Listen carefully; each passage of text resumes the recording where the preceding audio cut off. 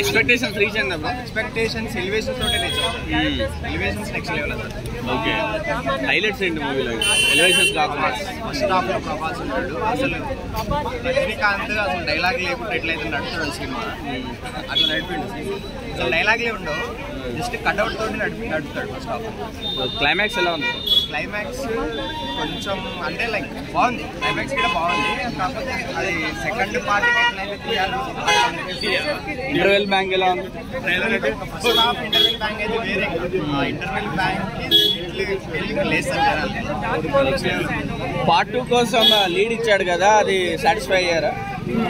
Satisfy అయ్యారు. ఇంకోటి story ఇట్లా లైక్ తెలుస్తుంది, పార్ట్ 2లో ఏముంటుంది అని తెలుసు. కాకపోతే అది ఎలా తర్వాత అవుతుంది అన్నది చూడాలి. కేజీఎఫ్ అన్న లింక్ చేశాడా? కేజీఎఫ్ లింక్ అది సపరేట్. రేటింగ్ ఎంత ఇస్తారు 5కి? 4.5.